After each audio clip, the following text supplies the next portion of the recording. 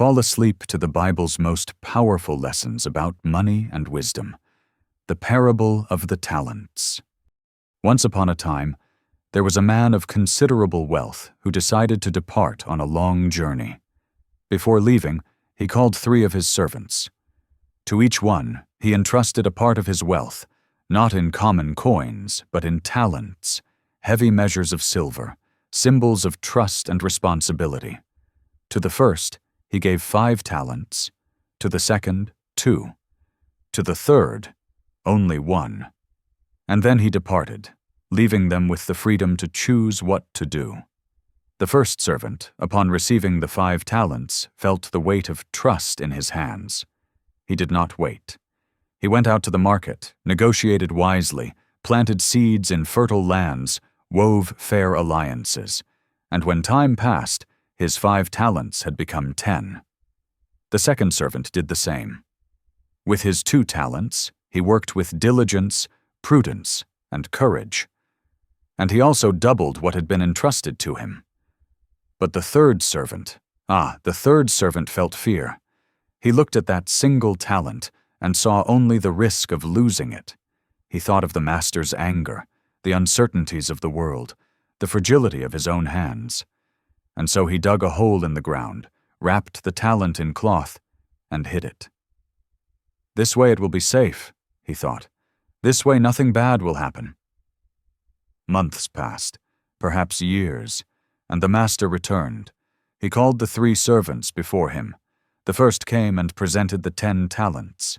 The master smiled, not with pride over the profit, but with joy over the courage. "Well done, good and faithful servant," he said. "You have been faithful over a little. I will set you over much. Enter into the joy of your master." The second servant also presented his fruits, and he heard the same words.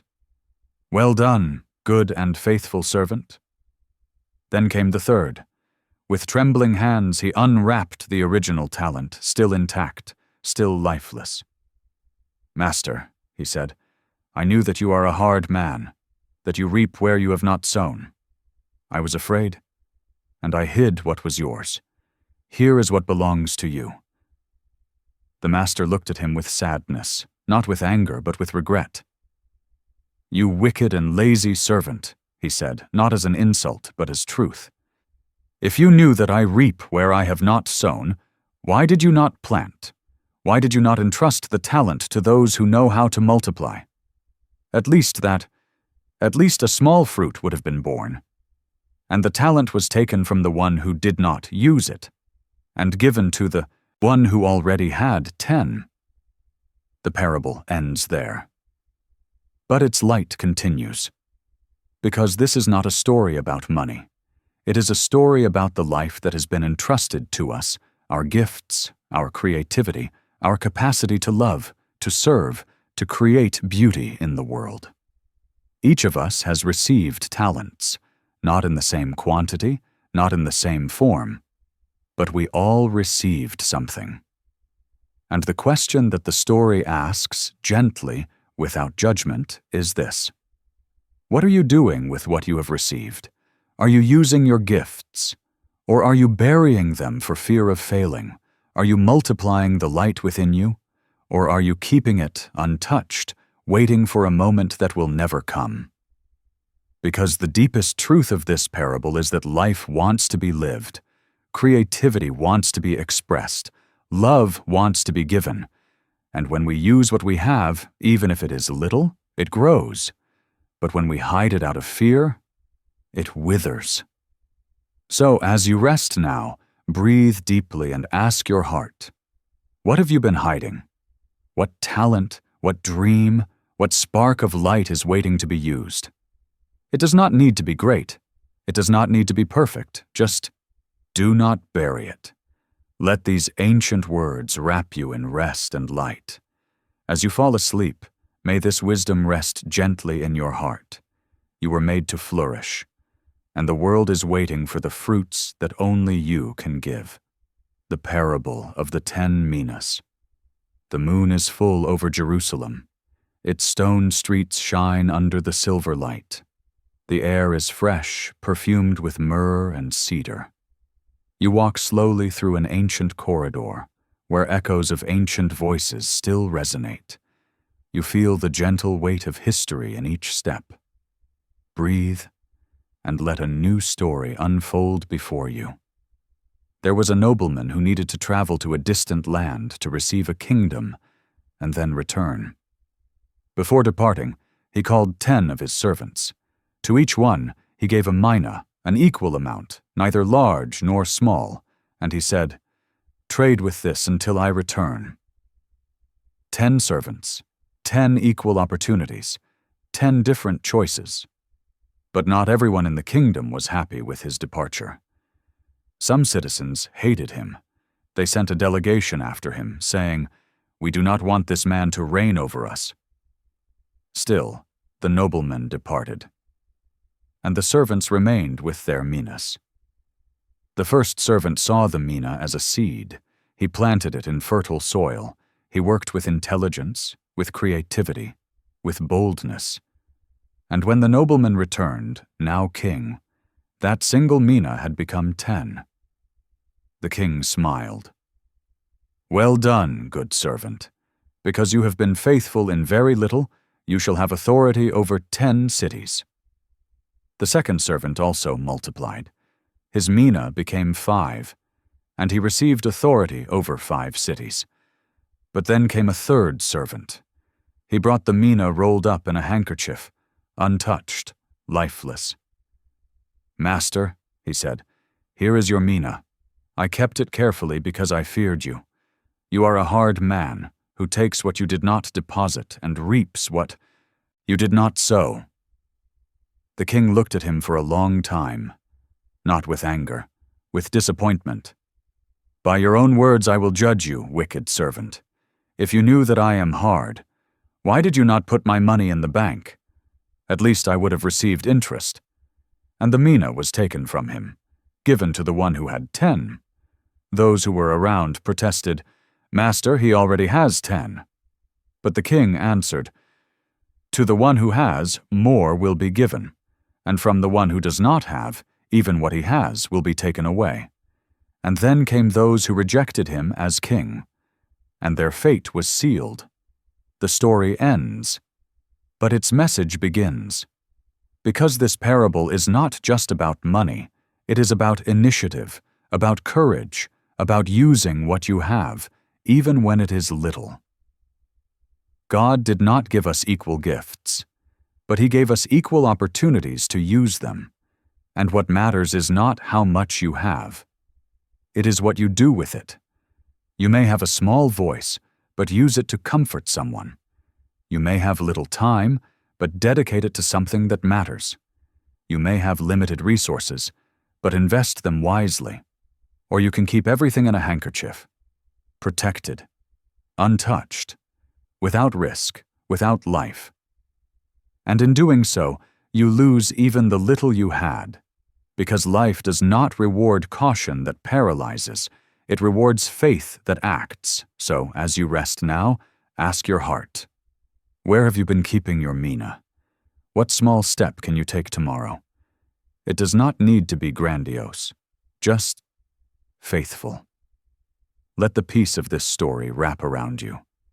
As you fall asleep, may the courage to use what you have blossom in your dreams. You were made to multiply light. And the kingdom of God is waiting for your initiative. The parable of the rich fool. The day is ending. The sun descends slowly behind the mountains, painting the sky with shades of orange and pink. You're sitting in a silent field where golden wheat sways gently in the wind. The air is warm, your breathing is slow, and an ancient story whispers in your heart. There was a rich man whose lands produced abundantly. His harvests were so large that his barns could no longer store everything. He looked at that abundance and felt satisfaction, security, power, and he began to think. "What shall I do?" he said to himself. "I have nowhere to store my harvest." And then, as if speaking to an invisible counselor, he answered his own question. I will do this. I will tear down my barns and build larger ones, and there I will store all my grain and all my goods. And I will say to my soul, Soul, you have many goods laid up for many years. Rest, eat, drink, and be merry. He smiled. He felt wise. He felt fulfilled. But that very night, God said to him, Fool, this night your soul will be required of you, and the things you have prepared, whose will they be? And the man died, and everything he had accumulated was left behind. The story is brief, but its truth is vast, because this man wasn't evil. He did not steal. He did not deceive. He just worked, planned, accumulated. But he made a fatal mistake. He confused wealth with security.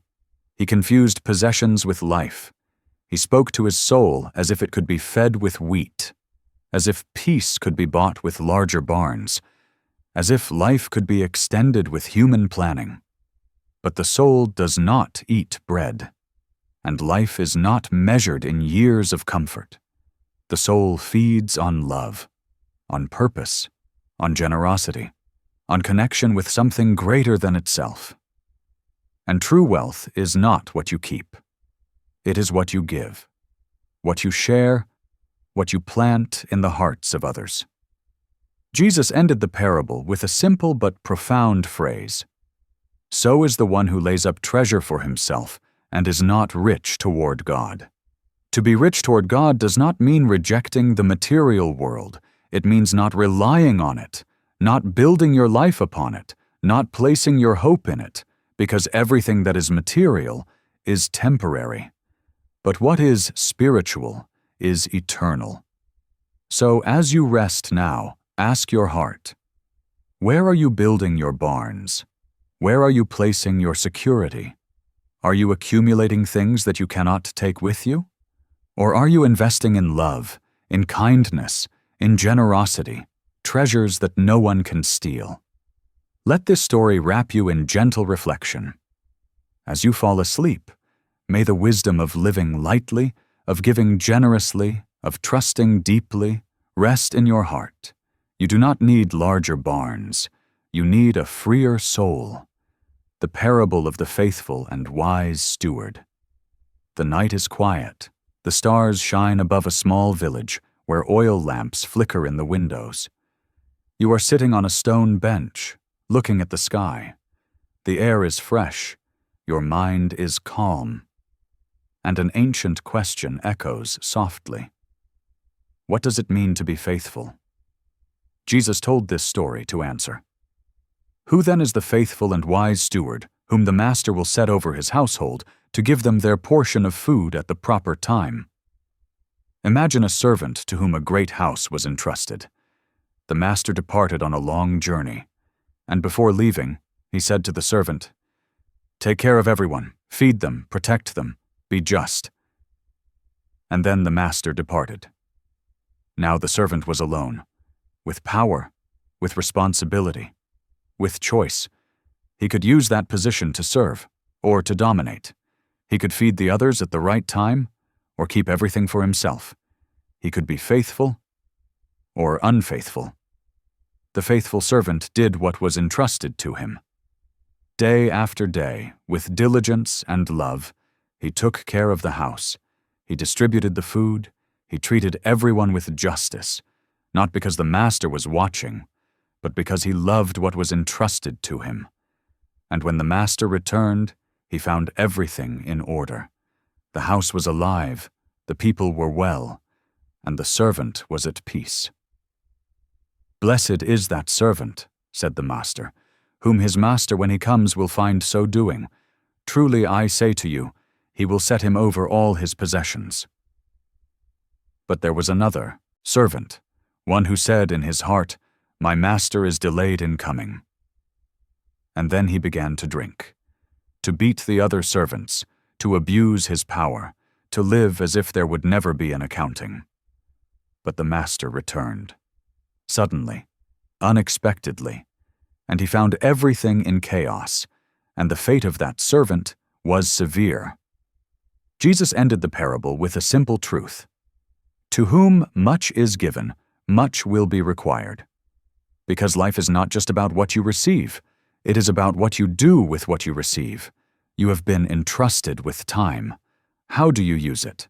You have been entrusted with talents. How do you invest them? You have been entrusted with relationships. How do you treat them? Faithfulness is not about perfection. It is about consistency. It is about doing what is right, day after day, even when no one is watching. It is about taking care of the small things, because it is in the small things that true greatness is born. So, as you rest now, ask your heart, are you being faithful in little? Are you taking care of what has been entrusted to you? It does not need to be grandiose. Just present, diligent, loving. Let the peace of this story wrap around you. As you fall asleep, may faithfulness blossom in your dreams. You have been entrusted with a precious life. Take good care of it. The Parable of the Dishonest Steward. Twilight descends over an ancient city.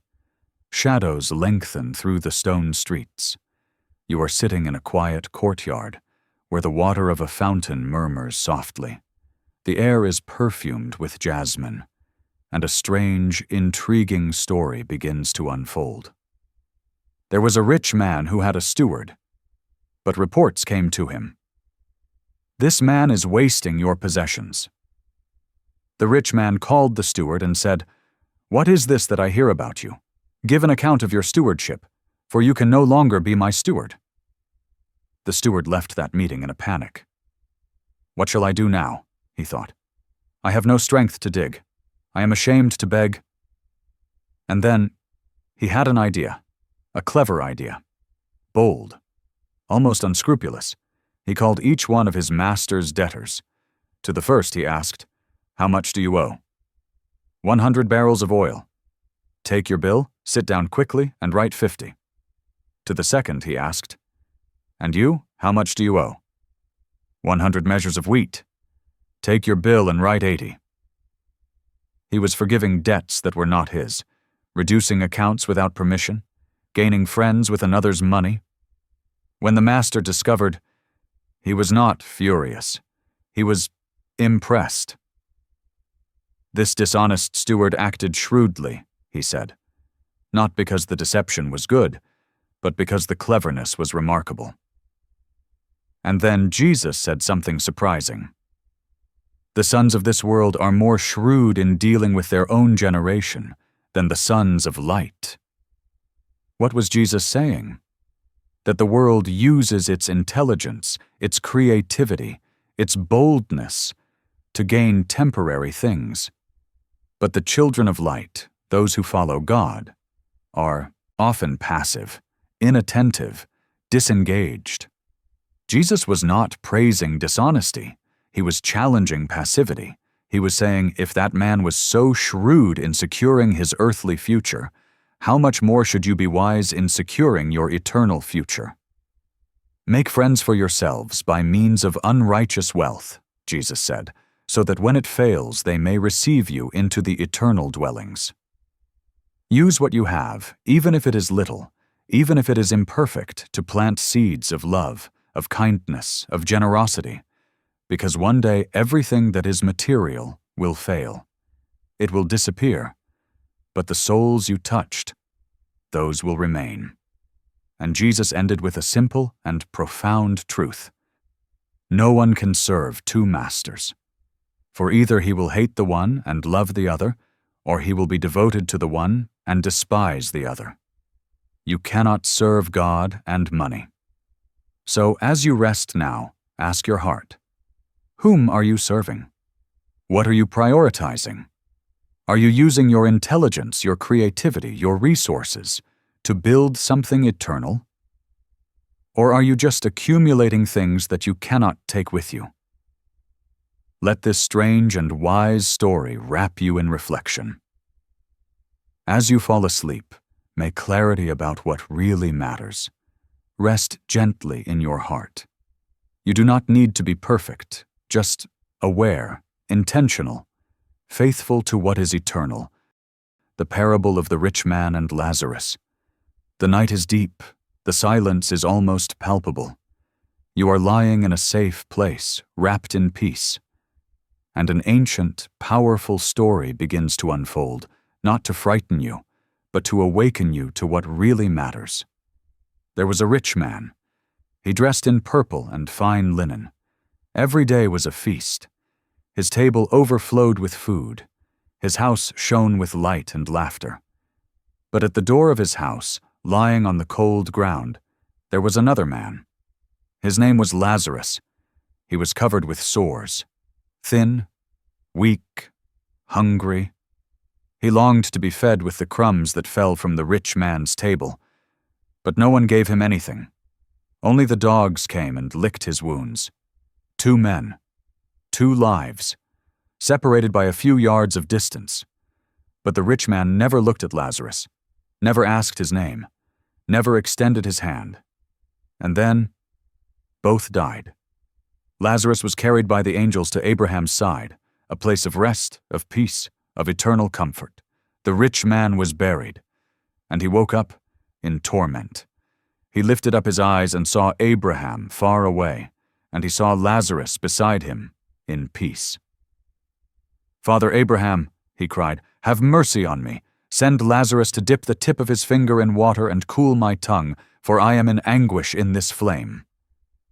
But Abraham answered with sadness, "Child, remember that you received your good things in your lifetime, and Lazarus received bad things.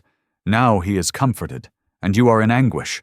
And besides all this, there is a great chasm between us and you, so that those who would pass from here to you cannot, nor can those from there cross to us." The rich man understood. There was nothing more to be done for himself. But then he thought of his brothers, 5 brothers who still lived as he had lived. "Then I beg you, Father, to send him to my father's house, for I have 5 brothers, so that he may warn them, lest they also come into this place of torment."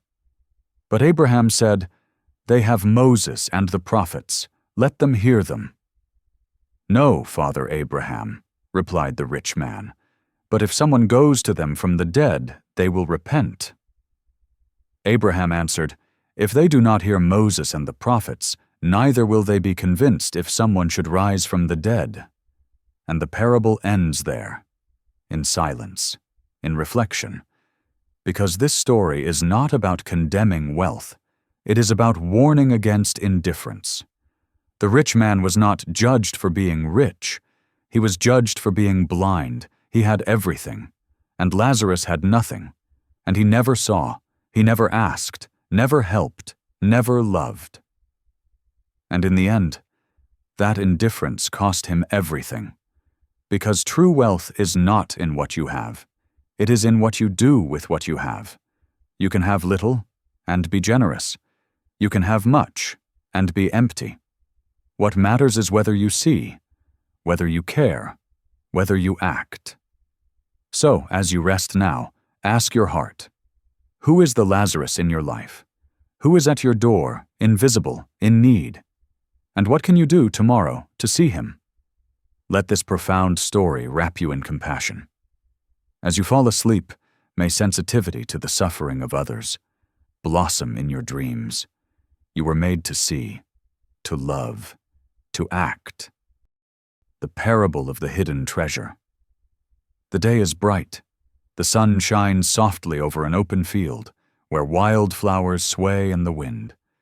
You are walking slowly, without haste, without destination, just present. And a brief but radiant story begins to shine in your heart. The kingdom of heaven is like treasure hidden in a field. A man finds it and hides it again. And, full of joy, he goes and sells all that he has and buys that field. The story is so short that it could almost go unnoticed. But its beauty is infinite. Imagine, a man is working in a field that is not his, perhaps plowing the land, perhaps planting seeds, and suddenly his tool hits something solid. He stops, looks down, digs a little, and then he sees. an ancient chest, full of gold, of jewels, of treasures beyond imagination. His heart races, his hands tremble. He looks around. No one saw. Quickly he covers the treasure again, marks the place in memory, and runs off. Not with sadness, not with burden, but with joy. He sells everything he has, his house, his possessions, everything, and buys that field, because he knows that what is hidden there is worth more than everything he owns. This is the parable of the hidden treasure. And Jesus is saying, this is how the kingdom of God is. It is not something you conquer with effort. It is something you find, like a gift, like a revelation. And when you find it, everything changes. You realize that nothing else matters as much as this. You let go of everything that once seemed essential, not because you were forced, but because you saw something better. You discovered that there is a treasure greater than security, greater than comfort, greater than success. You discovered God. And once you see Him, nothing else can satisfy you in the same way. So, as you rest now, ask your heart, have you already found the treasure? Or are you still looking in empty places? What are you prioritizing? What are you guarding so carefully? And is it really worth more than knowing the one who created you? Let this simple and radiant story wrap you in clarity. As you fall asleep, may the joy of discovering what really matters rest gently in your heart. You were made to find the treasure, and when you find it, you will know it is worth everything. The parable of the pearl of great value. The evening is quiet. The sky is tinged with lavender and gold. You are sitting by the seashore, listening to the gentle rhythm of the waves. The air is salty. Your breathing is calm. And a story about seeking and finding whispers in your soul. The kingdom of heaven is also like a merchant seeking fine pearls, and having found one pearl of great value, he went and sold all that he had and bought it. This man was not just anyone. He was a merchant, a connoisseur, someone who spent his life looking for pearls. He had already seen many, beautiful, rare, valuable, but one day he saw a different one, a pearl so perfect, so luminous, so unique, that all the others seemed dull beside it. And he knew, immediately, without doubt, this pearl was worth more than everything. So he did something radical. He sold everything he had, all his other pearls, all his possessions, everything, and bought that single pearl, because he knew that this was what he had always been looking for. Jesus told this story to reveal something profound. The kingdom of God is like that pearl. You can spend your whole life collecting things, experiences, achievements, relationships. And some of these things are beautiful, valuable, worthy. But when you find God, when you truly know Him, you realize that nothing else compares. He is not just part of your collection. He is the unique pearl, the one worth everything. And when you find Him, you lose nothing by letting the rest go. You gain everything, because what you receive is infinite, eternal, complete. So, as you rest now, ask your heart, are you still collecting common pearls, or have you already found the pearl of great value? What are you seeking, and can it really satisfy you? Or is there something greater, deeper, truer, waiting to be discovered? Let this gentle story wrap you in seeking and clarity. As you fall asleep, may the wisdom of discerning what is supreme rest in your heart. You were made to recognize the perfect pearl, and when you find it, you will know it is worth everything. The parable of the workers in the vineyard. The sun is rising over the hills. The high Anad air is fresh, perfumed with dew and moist earth. You are walking along an ancient road where workers gather at dawn, waiting for someone to hire them. And a story about justice and grace begins to unfold. The owner of a vineyard went out early in the morning to hire workers. He found some men in the square and agreed with them. 1 denarius for the day. They agreed and went to work. Around the 3rd hour, mid-morning, he went out again. He saw other men standing idle, without work. "Go also into the vineyard," he said, "and I will give you what is just." And they went. He went out again at noon, and again at the 9th hour, 3 in the afternoon, and always found more men waiting, and always sent them to the vineyard. Finally, near sunset, at the 11th hour, he went out one more time, and there were still men there, standing, waiting. "Why are you standing here idle all day?" he asked them. "Because no one hired us," they answered, with tired eyes and hope almost extinct. "Go also into the vineyard," said the owner. When night fell, he called his steward. "Call the workers and pay them their wages, beginning with the last up to the first." Those who worked only 1 hour received 1 denarius. When those who worked all day saw this, their hearts filled with expectation. "Surely we will receive more," but each one received 1 denarius, and they began to grumble against the owner of the vineyard. "These last worked only 1 hour, and you made them equal to us who bore the burden of the day and the scorching heat?" The owner looked at one of them with kindness. "Friend," he said, "I am doing you no wrong. Did you not agree with me for 1 denarius? Take what is yours and go. I choose to give to this last worker as I give to you. Am I not allowed to do what I choose with what belongs to me? Or do you begrudge my generosity?" And Jesus concluded, "So the last will be first, and the first last." The story ends, but its mystery remains. Because this parable troubles us, it seems unfair, it seems wrong. We want work to be rewarded proportionally. We want merit. We want justice. But Jesus is revealing something different. God's economy is not based on merit. It is based on grace. God does not pay us what we deserve. He gives us what He is, generous. And when you work for God, it is not about how much you did. It is about the fact that you were called, accepted, loved. It does not matter if you found Him early or late, in the morning or at sunset. What matters is that you responded, that you came, that you are here. And God's blessing does not diminish because others also receive it. Because God's love is not a scarce resource, it is infinite. So, as you rest now, ask your heart, are you rejoicing in God's goodness? Or are you resentful because He is also good to others? Can you celebrate when someone receives a grace that you think they did not deserve? Or do you want God to be just only with you and severe with others? Let this uncomfortable and beautiful story wrap you in grace. As you fall asleep, may God's generosity for you and for everyone rest gently in your heart. You do not need to compare. You do not need to compete. You just need to receive. The Parable of the Unforgiving Servant. The night is serene.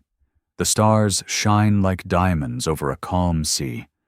You are sitting in silence, listening to the whisper of the wind, and a story about debt and forgiveness begins to echo in your heart.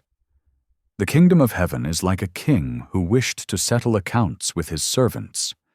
When he began, they brought to him one who owed 10,000 talents, an impossible amount, unpayable, more than a common person would earn in several lifetimes. The king ordered that he, his wife, his children, and all that he had be sold to pay the debt.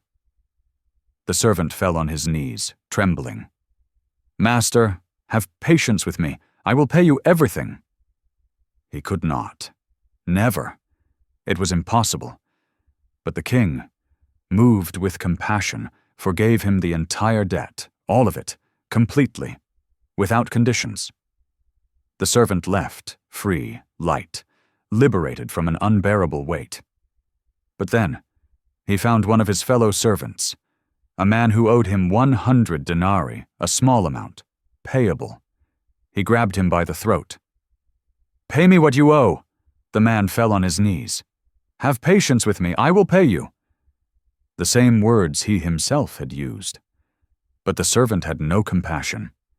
He had him thrown into prison until he paid everything.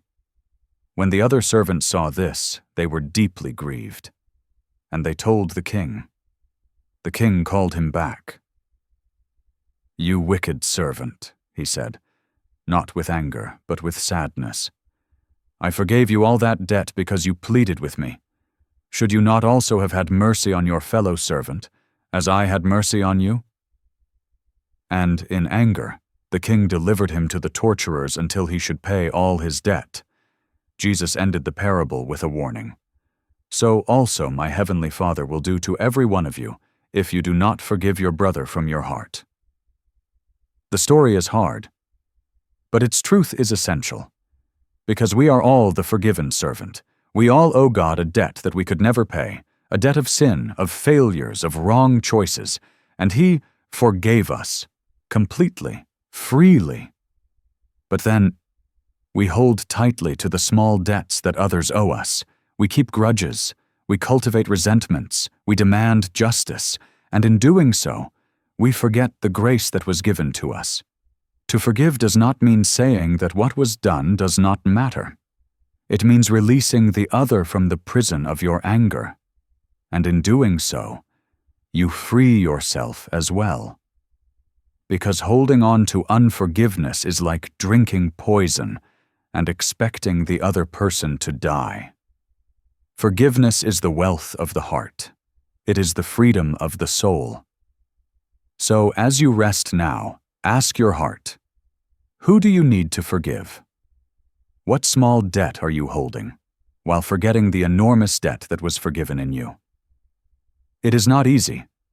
It is not instant. But it is essential.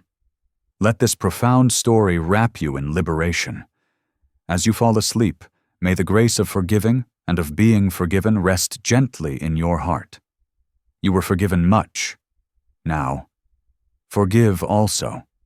Solomon asks God for wisdom. The silence of night envelops a sacred mountain. The air is perfumed with incense and cedar. You are in an ancient place where kings came to seek the face of God. Close your eyes, breathe deeply, and listen to the story of a young king who chose what was most valuable.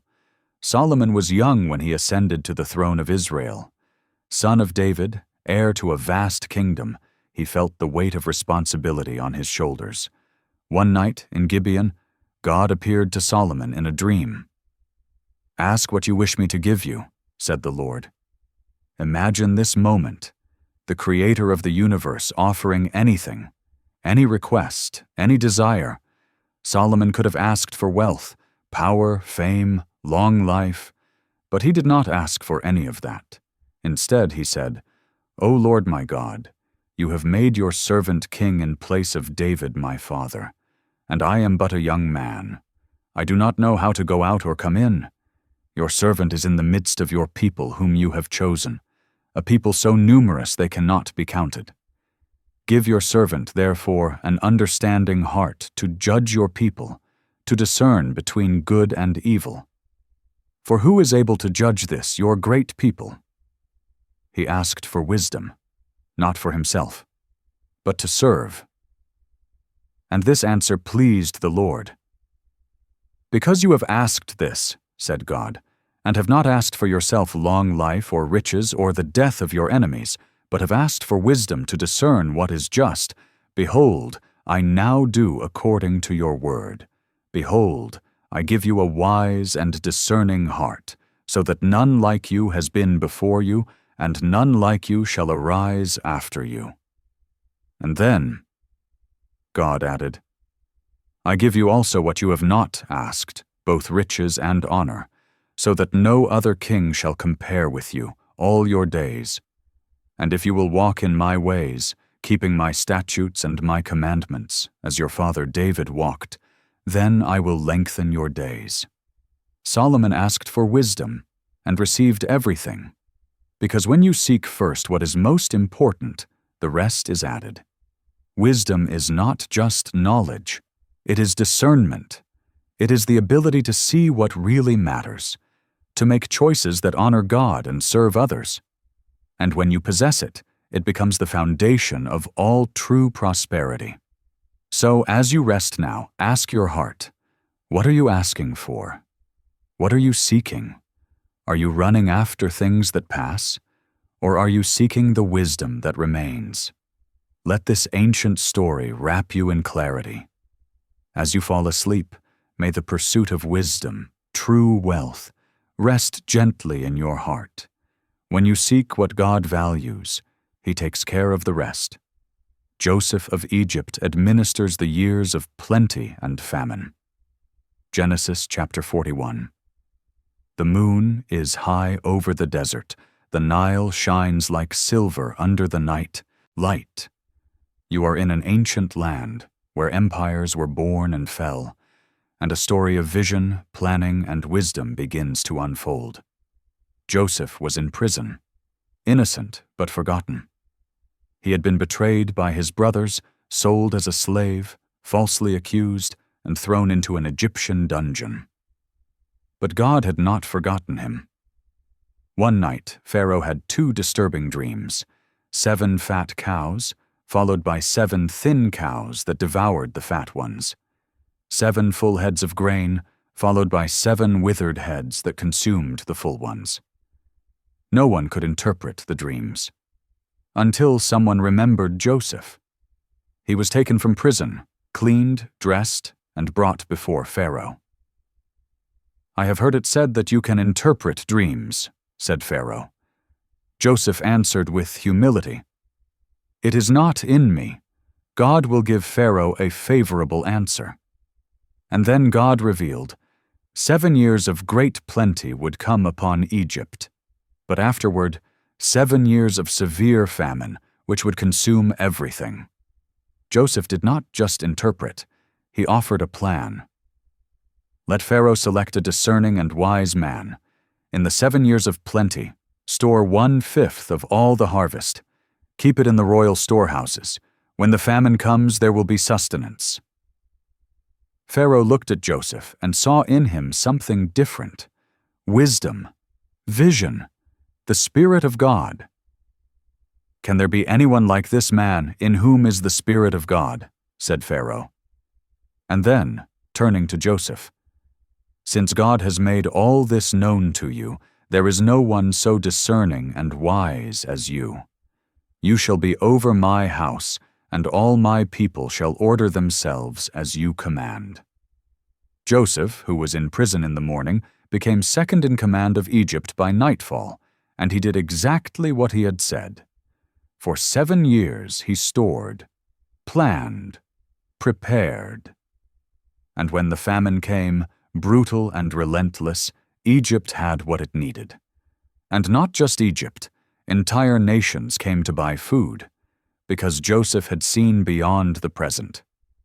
This story is not just about planning, it is about spiritual vision. Joseph did not just look at what was, he saw what would come. He did not waste the plenty, he used it to prepare for scarcity, and in doing so, he saved not just a nation, but his own family and God's plan for the world. So, as you rest now, ask your heart, are you living only for the present? Or are you preparing for the future? Are you wasting your plenty? Or are you investing wisely? God gives you vision not so that you may be rich, but so that you may be a blessing. Let this story of planning and providence wrap you in wisdom. As you fall asleep, may long-term vision and trust in God rest gently in your heart. You were made to see beyond and to prepare with faith. Abraham and Lot separate peacefully. The desert is quiet. The sky is vast, starry, infinite. You are walking on soft sand under the gentle light of the moon.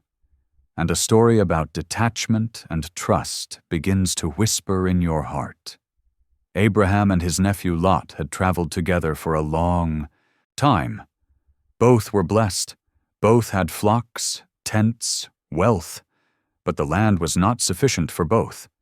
Abraham's shepherds and Lot's shepherds began to quarrel.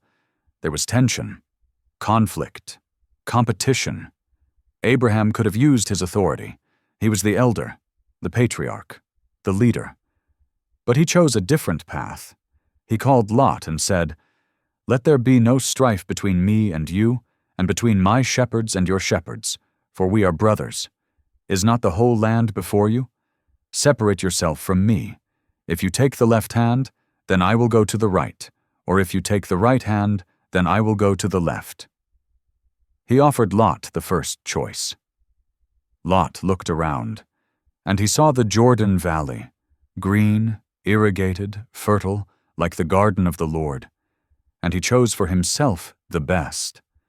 Abraham was left with what remained, the arid lands, the rocky hills, what seemed like less. But after Lot departed, God said to Abraham, "Lift up your eyes and look from the place where you are, northward and southward and eastward and westward, for all the land that you see I will give to you and to your offspring forever." Abraham chose peace, and God gave him everything. This story is not about who won or lost. It is about trust. Abraham did not fight for the best piece of land. He trusted that God would take care of him. He did not cling, did not dispute, did not demand his rights. He let go, and in doing so, he received much more than he could have conquered by force. Because when you trust in God, you do not need to fight for every advantage. You can be generous, peaceful, detached, and God honors that. So as you rest now, ask your heart, where are you struggling? Where are you clinging tightly? Can you let go? Trust that God has something better. Let this gentle story wrap you in detachment and faith. As you fall asleep, may the peace of trusting in God, not in your own maneuvering, rest gently in your heart. You do not need to fight for everything. God is taking care of you. Abraham's tithe to Melchizedek. The night is deep. Campfires burn gently in an ancient camp. You are sitting in silence after a great victory, and a brief but profound story begins to shine. Abraham had just rescued Lot from invading kings. It was a difficult battle, but he won. And when he was returning, carrying the spoils of war, a mysterious man appeared. His name was Melchizedek, king of Salem, priest of God Most High. He brought bread and wine.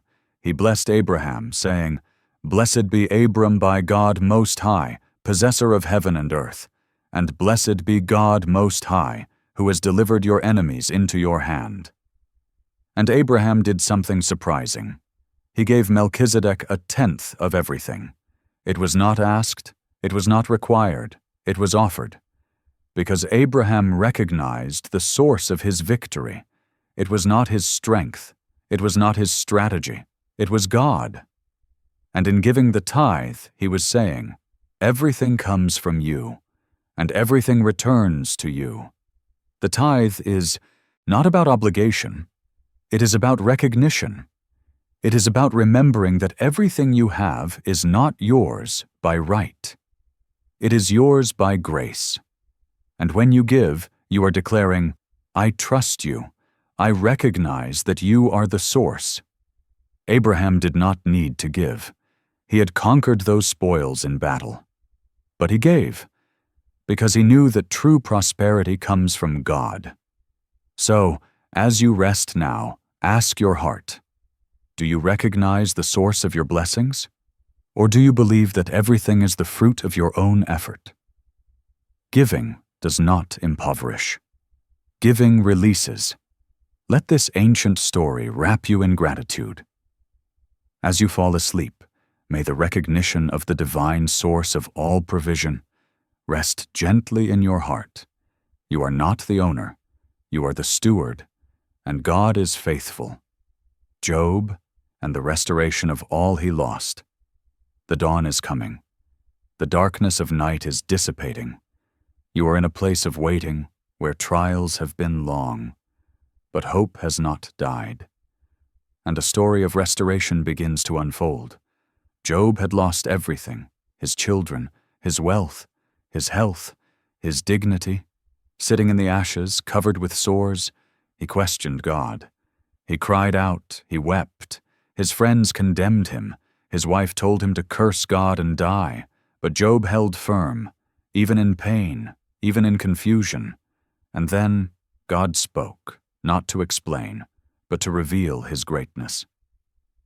Where were you when I laid the foundation of the earth? Job listened and understood.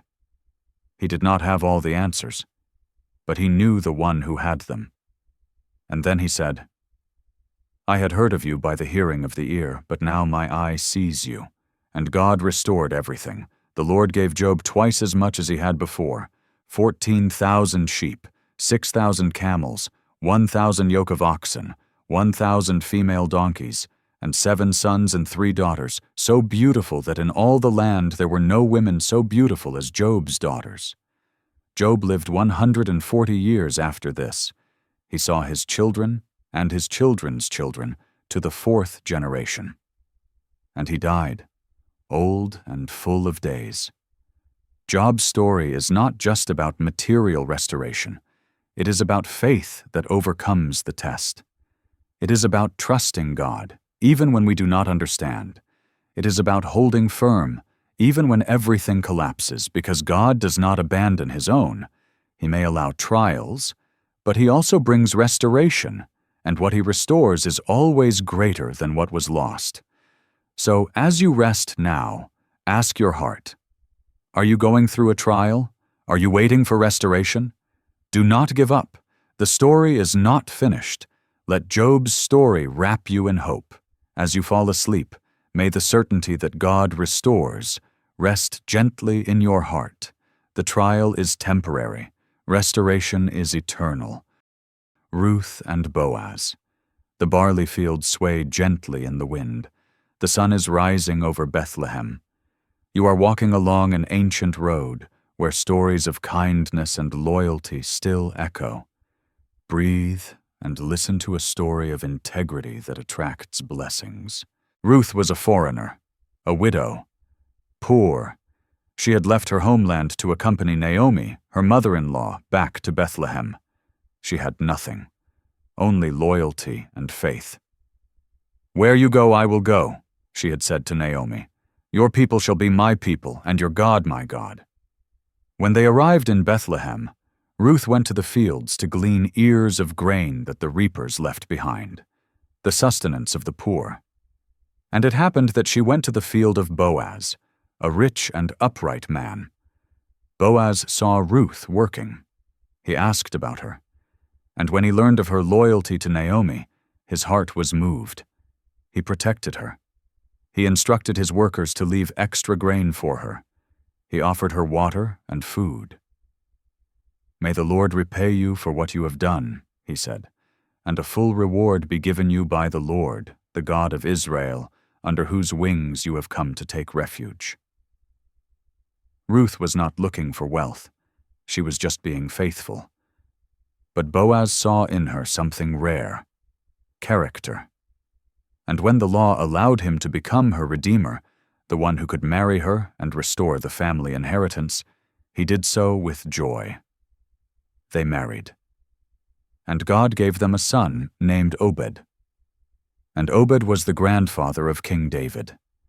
And from David's line would come the Messiah. Ruth's story is not just about a happy ending. It is about how integrity attracts God's provision. Ruth did not manipulate, did not scheme, did not demand. She was just faithful, hardworking, loyal, and God saw and rewarded her. Because true prosperity does not come from schemes, it comes from character. So as you rest now, ask your heart, are you being faithful in the small things? Are you working with integrity? God sees, and He honors. Let this sweet story wrap you in goodness. As you fall asleep, may the certainty that integrity attracts blessings Rest gently in your heart. You do not need to force, just be faithful. God will take care of the rest. The widow and the oil of Elisha. The night is quiet. A small oil lamp shines softly in a simple room. You are sitting in silence, contemplating the small and profound miracles of life. And a story of multiplication and trust begins to shine. A widow came to the prophet Elisha in despair. "Your servant, my husband, is dead," she said with tears in her eyes, "and you know that your servant feared the Lord. Now the creditor has come to take my 2 children to be his slaves." Elisha asked, "What can I do for you? Tell me, what do you have in the house?" She looked down. "Your servant has nothing in the house except a jar of oil." Only 1 jar, almost empty. But Elisha saw in it a seed of miracle. "Go, borrow vessels from all your neighbors," he said. "Empty vessels, not too few. Then go in and shut the door behind yourself and your sons, and pour into all these vessels. And when one is full, set it aside." She could have doubted, could have questioned, but she obeyed. She and her sons shut the door and began to pour, and the oil did not stop. Vessel after vessel, one after another, all were filled until there were no more vessels. "Bring me another vessel," she said to her son. "There are no more," he replied. And then the oil stopped. She ran to Elisha. "What do I do now?" "Go, sell the oil, pay your debt," he said, "and you and your sons can live on the rest." God multiplied what she had, not what she did not have. He used the small jar and transformed it into abundant provision. This story is not about magic. It is about faith. The widow had almost nothing, but she offered what she had, and God multiplied. Because God does not need much to do a miracle. He just needs availability. So, as you rest now, ask your heart, what do you have in your hands? What small thing can you offer to God? Do not underestimate the power of a small seed of faith. Let this gentle story wrap you in trust. As you fall asleep, may the certainty that God multiplies what is offered with faith rest gently in your heart. You do not need much, just availability. Ecclesiastes, the vanity of riches. The wind blows gently through an ancient garden. The sun is setting. Long shadows stretch over the land. You are sitting in silence, contemplating the brevity of life. And the words of a wise king, who experienced everything, begin to echo in your soul.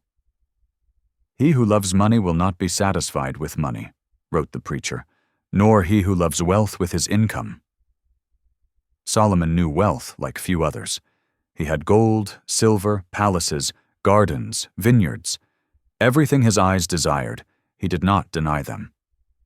But at the end of his life, he wrote something surprising. Vanity of vanities. All is vanity. Not because things were bad in themselves, but because they could not satisfy. "When goods increase," he wrote, "they increase who eat them, and what advantage has their owner but to see them with his eyes? You work, accumulate, store, but in the end, you just look at all of it. You cannot take it with you." "Sweet is the sleep of a laborer," continued Solomon, "whether he eats little or much, but the full stomach of the rich will not let him sleep. Because the more you have, the more you worry about protection, about investments, about taxes, about heirs. Wealth promises peace, but brings anxiety. As he came from his mother's womb, he shall go again, naked as he came, wrote the wise man, and shall take nothing for his toil that he may carry away in his hand. You arrive empty-handed, and you leave empty-handed. Everything you built, accumulated, stored, stays behind. So what is the point? Solomon answers with profound simplicity. Behold, what I have seen to be good and fitting is to eat and drink and find enjoyment in all the toil with which one toils under the sun the few days of his life that God has given him. For this is his lot. Enjoy what you have, while you have it, not as an end in itself, but as a gift. Everyone also to whom God has given wealth and possessions and power to enjoy them, and to accept his lot and rejoice in his toil, this is the gift of God. Wealth is not the problem. Love of money is the problem. When you place your hope in it, when you live to accumulate it, when you sacrifice everything for it, that is vanity. But when you receive it as a gift, when you use it with gratitude, when you share it with generosity, that is wisdom. So as you rest now, ask your heart, where is your hope? In what you have accumulated, or in the one who gave it? Are you worrying about things you cannot control? Or are you enjoying, with gratitude, what God has given you today? Let these ancient words wrap you in perspective. As you fall asleep, may the balance between work and rest, between having and being, rest gently in your heart. Life is brief. Use it well, but do not cling to it. Proverbs of Solomon, Practical Wisdom. The library is quiet. Ancient scrolls rest on cedar shelves. The smell of parchment and ink fills the air. You are leafing through pages of wisdom accumulated over generations, and simple but profound phrases begin to illuminate your path. Go to the ant, O sluggard, says the proverb. Consider her ways and be wise. The ant has no chief. No one supervises her, but she works. She prepares her food in summer. She gathers her provision at harvest. Wisdom is not just hearing, it is acting. A slack hand causes poverty, says another proverb, but the hand of the diligent makes rich. It is not luck, it is not fate, it is diligence. Consistent work day after day bears fruit. Better is a little with the fear of the Lord than great treasure and trouble with it, because peace has no price, and a simple life lived with integrity is worth more than wealth acquired with anxiety. There is one who pretends to be rich, yet has nothing, says Solomon. Another pretends to be poor, yet has great wealth. Because true wealth is not in the bank account. It is in the heart. You can have much and be empty. You can have little and be full. Whoever trusts in his riches will fall, warns the proverb, but the righteous will flourish like a green leaf. Do not lean on what is unstable. Build your life on solid foundations. Whoever gives to the poor will not want, promises wisdom, but he who hides his eyes will get many a curse. Generosity does not impoverish. Avarice does not enrich. The more you give, the more you receive, not necessarily in money, but in blessing, in peace, in purpose. The words of a man's mouth are deep waters, says Solomon. The fountain of wisdom is a bubbling brook. Use your words wisely. They can build or destroy. They can heal or hurt. Better it is to be of a lowly spirit with the poor than to divide the spoil with the proud. Humility is worth more than victory, because true greatness is not in being above. It is in serving below. Trust in the Lord with all your heart, concludes wisdom, and do not lean on your own understanding.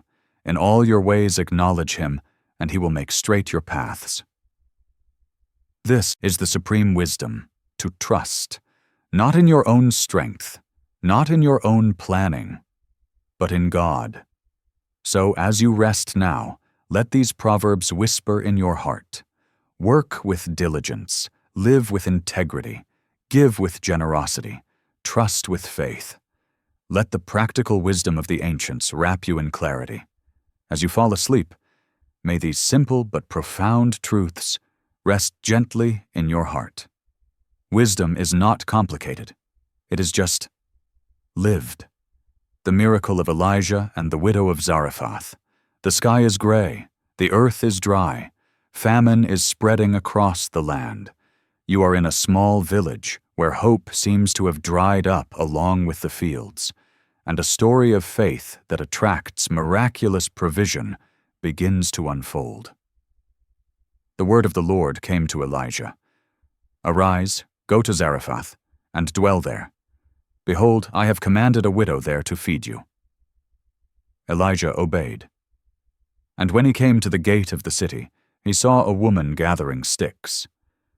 "Bring me a little water in a vessel that I may drink," he asked. She went to bring it. But he called to her again, "Bring me a morsel of bread in your hand." The woman stopped. She turned, and with a weary voice she said, "As the Lord your God lives, I have nothing baked.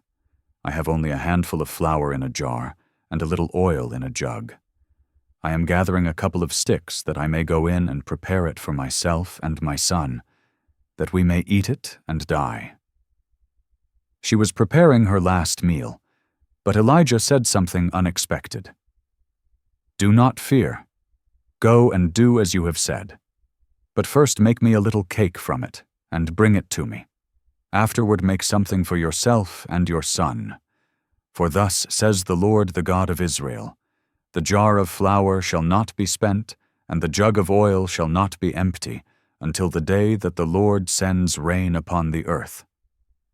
Give first, before taking care of herself, before thinking of the future.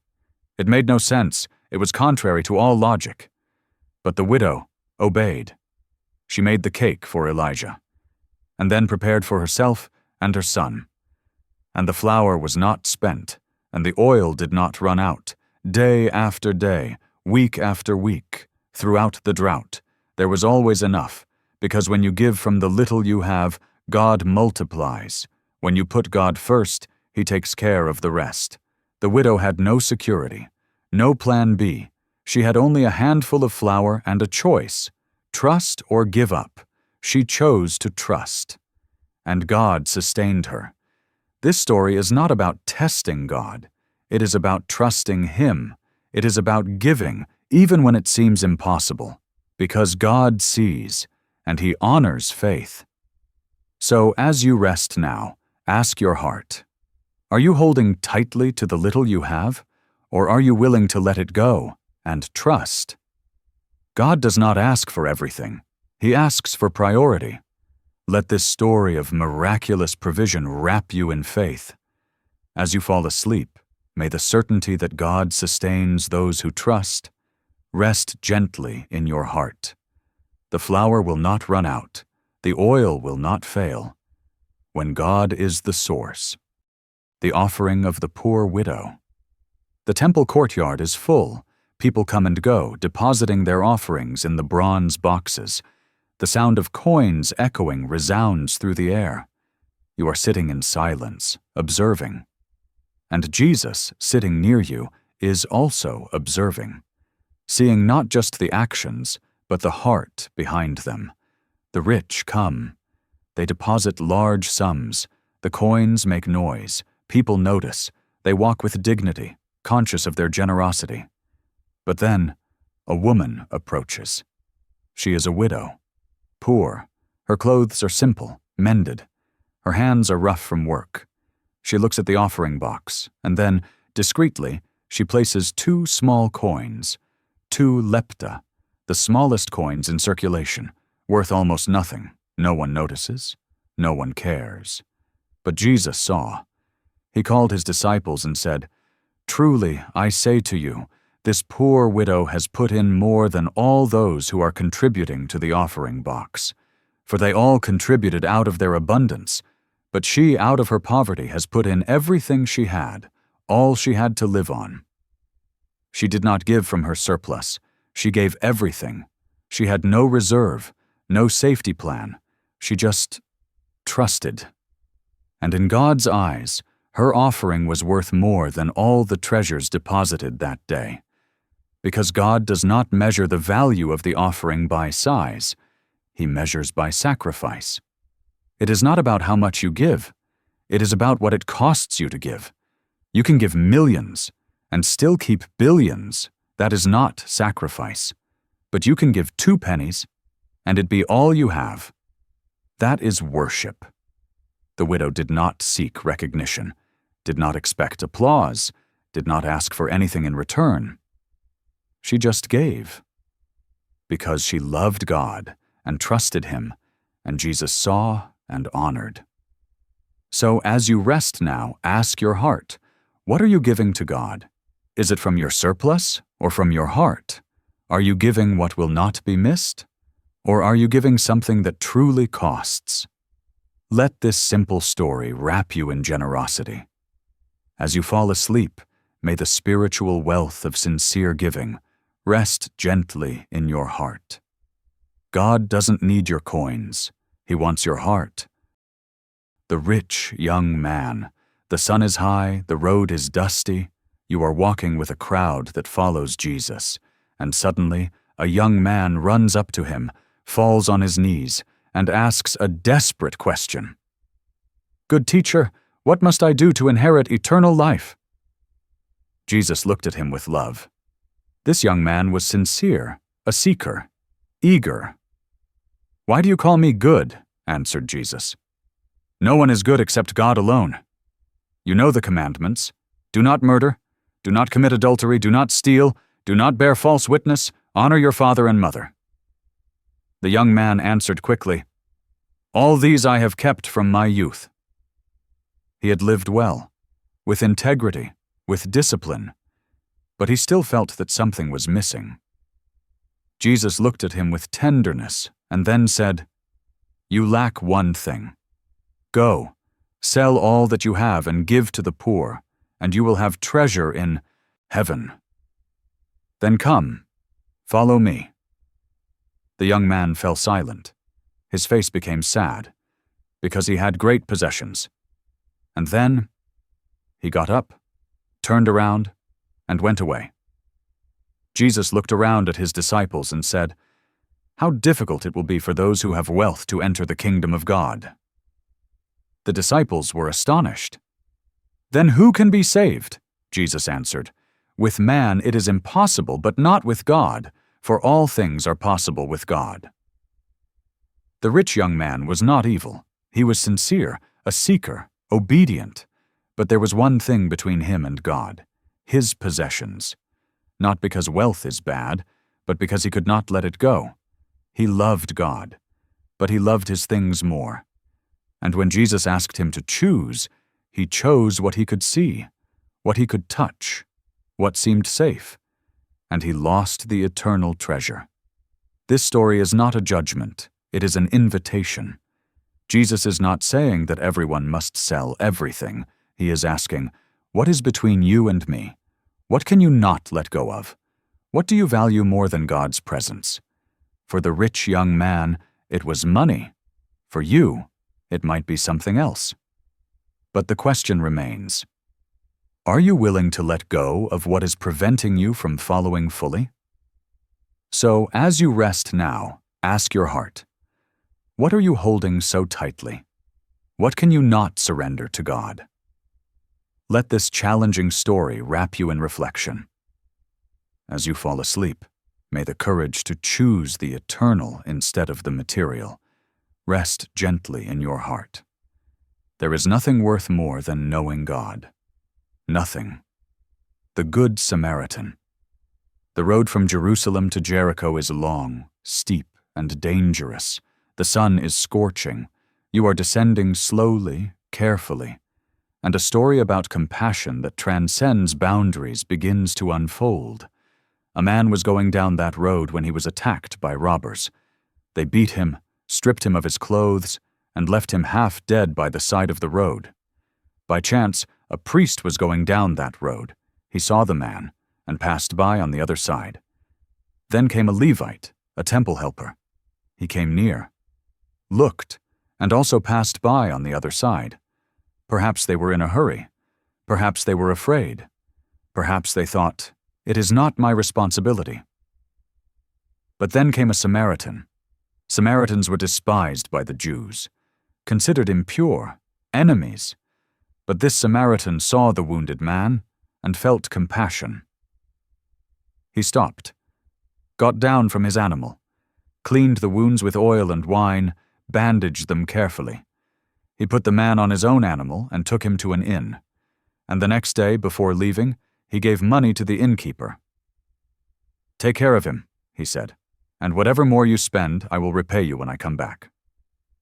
When Jesus finished the story, he asked, "Which of these three, do you think, proved to be a neighbor to the man who fell among the robbers?" The lawyer answered, "The one who showed him mercy." And Jesus said, "You go and do likewise." This story is not just about helping the needy. It is about seeing. The religious saw, but did not feel, did not act. The Samaritan, the stranger, the rejected one, saw, and his heart was moved. He did not ask if the man deserved help, did not calculate the costs, did not assess the risks. He just loved. And in doing so, he revealed the true meaning of loving your neighbor. Your neighbor is not just who is near you, it is who needs you. Using your resources, your time, your money, your energy for the good of others is true treasure. So as you rest now, ask your heart, who is the wounded one on your road? Who are you passing by? And what would it cost you to stop? To get down? To help? Let this powerful story wrap you in compassion. As you fall asleep, may the courage to love without barriers rest gently in your heart. You were made to see, to feel, to act. The Prodigal Son. Twilight is falling over an ancient farm. The air is full of the aroma of fresh bread and burning wood. You are sitting in a quiet courtyard, contemplating what it means to come home. And a story about redemption and unconditional love begins to shine. A man had 2 sons. The younger said to his father, "Father, give me the share of property that is coming to me." He was asking for his inheritance, while his father was still alive, as if he wished him dead. The father, with a broken heart, divided the property. The son gathered everything and departed to a distant country. There, he squandered everything in reckless living. Parties, pleasures, friends who disappeared when the money ran out. And then came a severe famine. He began to be in need. So desperate that he took a job feeding pigs, the most degrading occupation for a Jew. He looked at the pods that the pigs ate and longed to fill his stomach with them. And then he came to himself. "How many of my father's hired servants have more than enough bread?" he thought. "But I perish here with hunger. I will arise and go to my father, and I will say to him, 'Father, I have sinned against heaven and before you. I am no longer worthy to be called your son. Treat me as one of your hired servants.' And he arose and returned. While he was still a long way off, his father saw him, and filled with compassion, he ran, he embraced him, and kissed him. The son began, 'Father, I have sinned against heaven and before you. I am no longer worthy.' But the father interrupted him. He turned to the servants. 'Bring quickly the best robe, and put it on him, and put a ring on his hand and shoes on his feet. And bring the fattened calf and kill it, and let us eat and celebrate. For this my son was dead, and is alive again. He was lost, and is found.' And they began to celebrate. But there was another son, the older one. He was in the field. When he returned and heard music and dancing, he became angry. 'Look, these many years I have served you,' he said to his father, 'and I never disobeyed your command. Yet you never gave me a young goat that I might celebrate with my friends. But when this son of yours came, who has devoured your property with prostitutes, you killed the fattened calf for him.' The father answered with tenderness, 'Son, you are always with me, and all that is mine is yours. It was fitting to celebrate and be glad, for this your brother was dead and is alive. He was lost and is found.' This story has no ending. We do not know if the older brother entered the feast, because Jesus was leaving the question for us. Are you the prodigal son, or the older brother? Have you wandered away and need to return? Or are you close but resentful? Both need the Father. Both need grace. The younger son discovered that there is no place too far to return from. The older son needs to discover that serving is not the same as loving. So, as you rest now, ask your heart, where are you in this story? And what do you need to receive from the Father? Let this profound story wrap you in reconciliation. As you fall asleep, may the Father's unconditional love rest gently in your heart. No matter where you have been, the Father's house is always open. The sower, the field is quiet. The sun is rising slowly, illuminating the newly plowed earth. You are watching a sower walk through the furrows, casting seeds with experienced hands. And Jesus, sitting beside you, begins to tell a story about how life grows. Behold, a sower went out to sow. He walks through the field, scattering seeds generously. Some fall along the path. The birds come and eat them. Others fall on rocky ground, where there is not much soil. They spring up quickly, but when the sun rises, they are scorched for lack of root. Others fall among thorns. They grow, but are choked.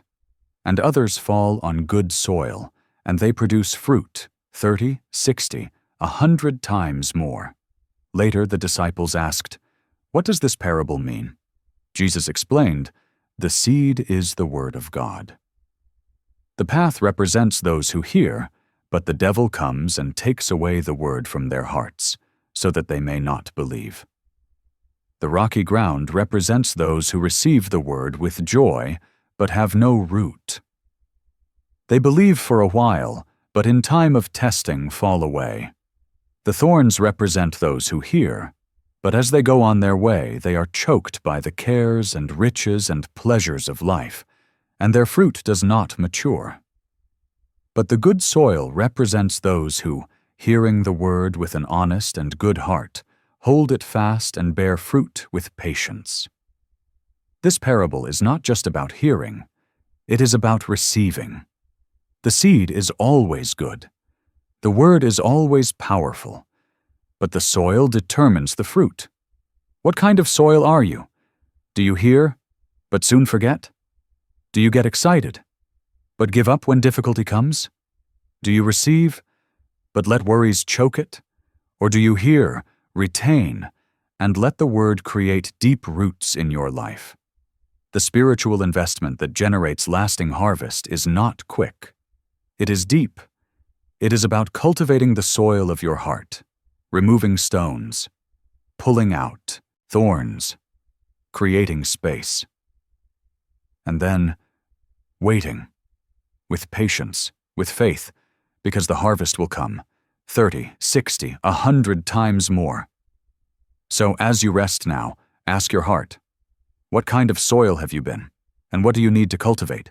Let this simple and profound story wrap you in growth. As you fall asleep, may the seed of God's word rest and sprout in your heart.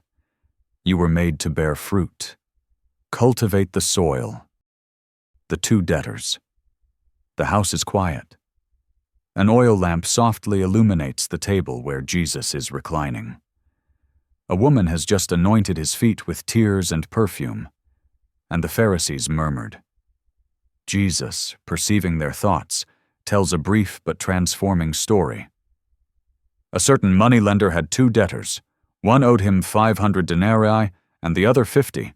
When they could not pay, he canceled the debt of both. Jesus paused. He looked at Simon, the Pharisee who had invited him. "Now, which of them will love him more?"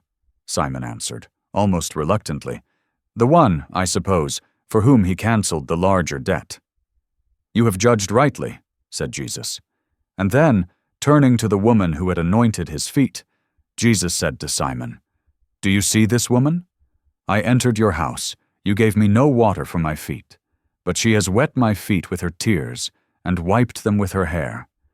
You gave me no kiss, but from the time I came in she has not ceased to kiss my feet.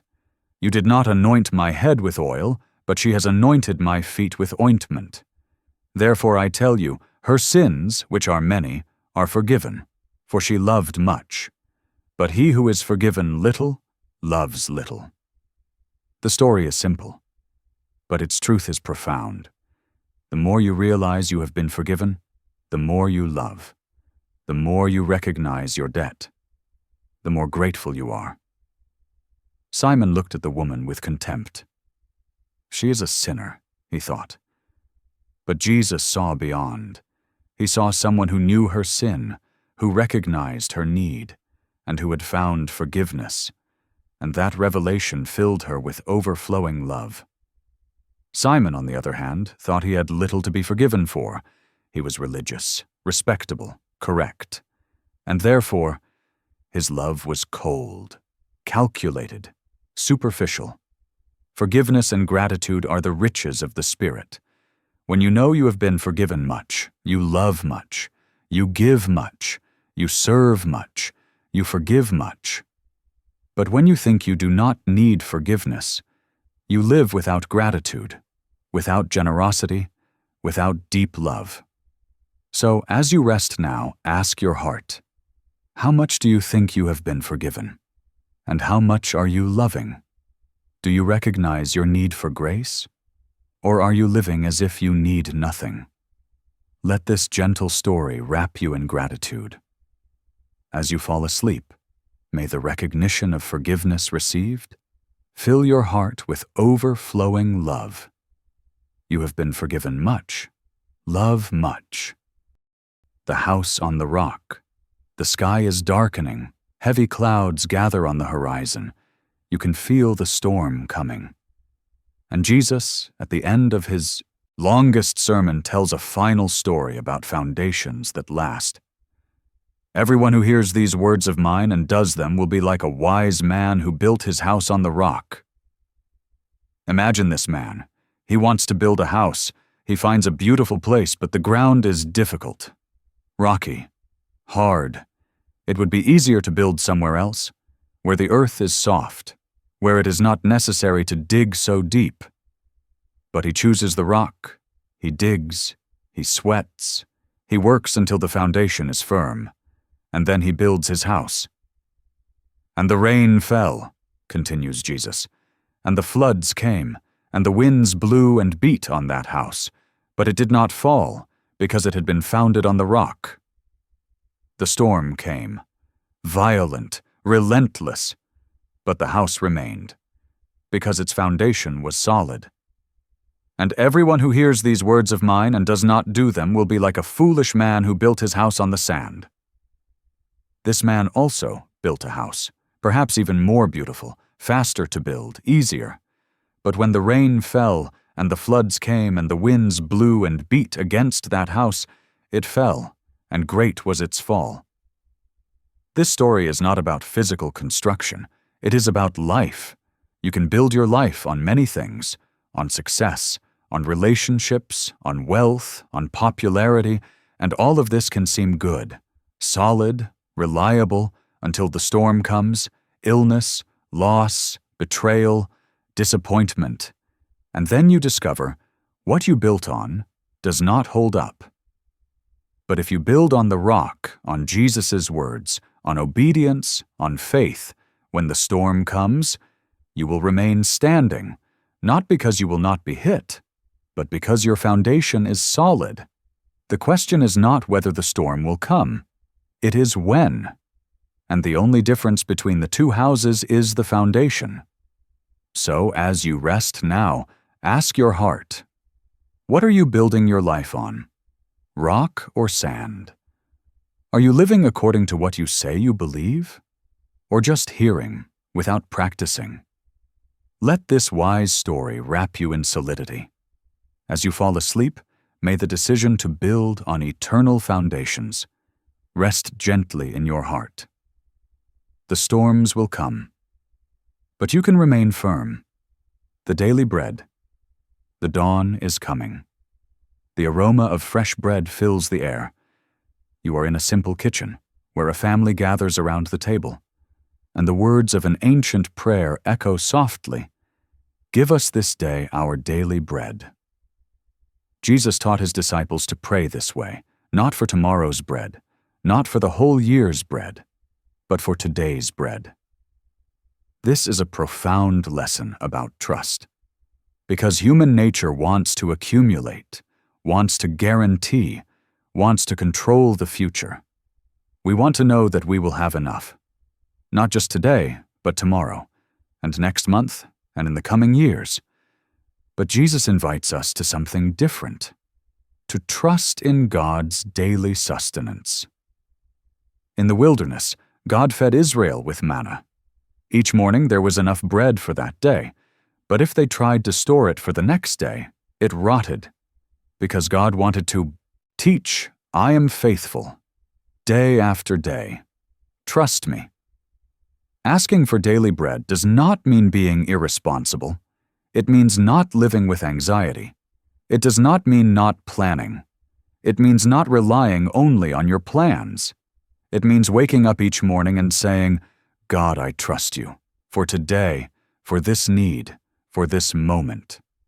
And then living, working, acting, but always relying on Him. Because true security is not in how much you have accumulated. It is in whom you trust. You can have full barns and still live with anxiety, or you can have just enough for today and live in peace. The difference is not what you have, it is where your trust is. So as you rest now, ask your heart, do you trust God for tomorrow's sustenance? Or are you trying to control everything yourself? Are you living with gratitude for today, or with anxiety for tomorrow? Let this simple prayer wrap you in trust. As you fall asleep, may the certainty that God sustains, day after day, rest gently in your heart. He fed Israel in the wilderness. He will take care of you too. The Parable of the Banquet. The hall is prepared. The table is set with the finest foods. The light from the lamps dances on the walls. Everything is ready, and the host sent his servants to call the guests. But a painful surprise is about to come. A man was preparing a great banquet. He had invited many.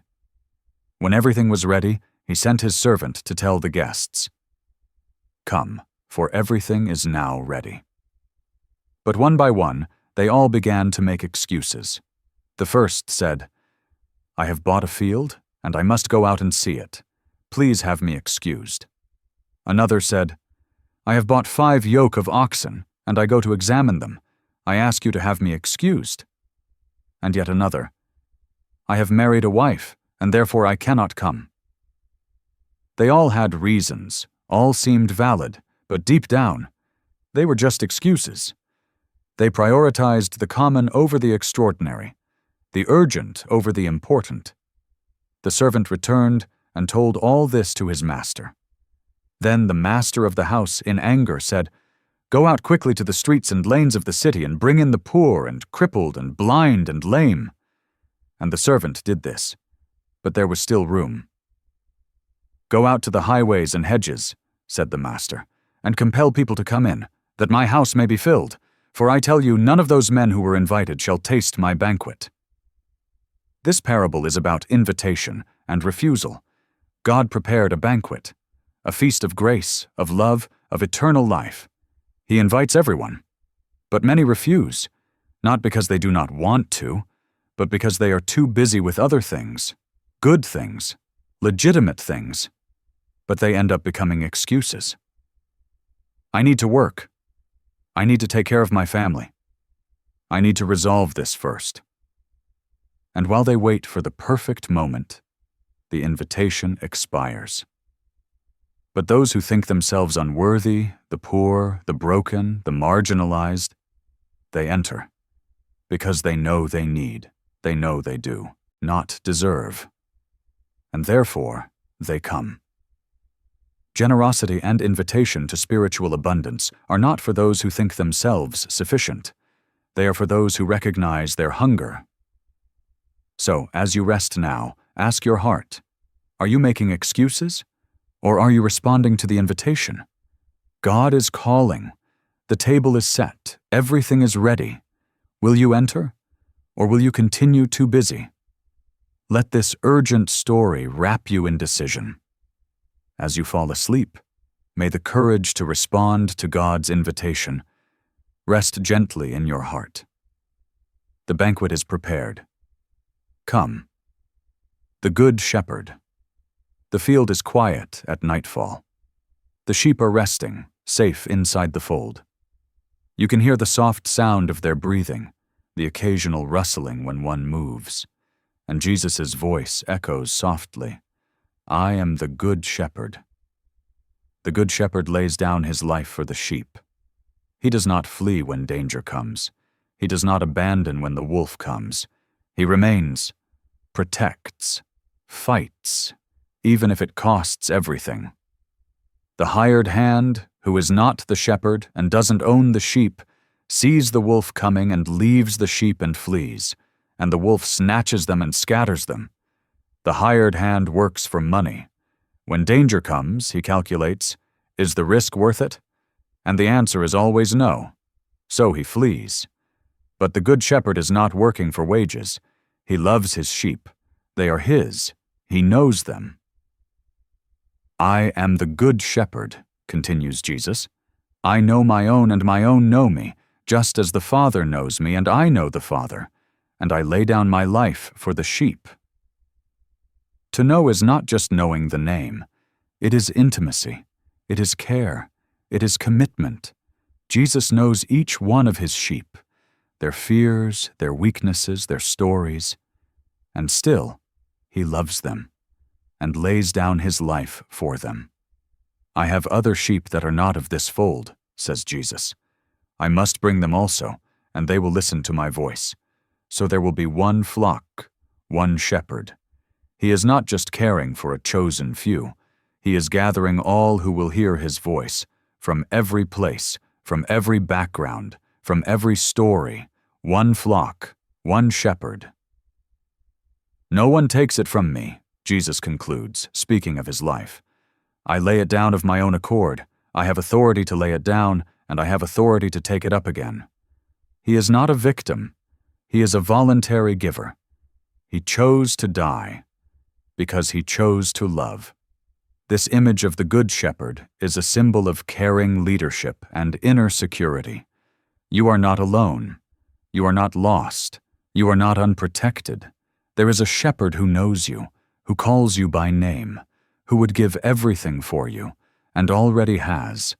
So as you rest now, let this truth wrap you like a blanket. You are known. You are loved. You are kept. Let the image of the Good Shepherd wrap you in security.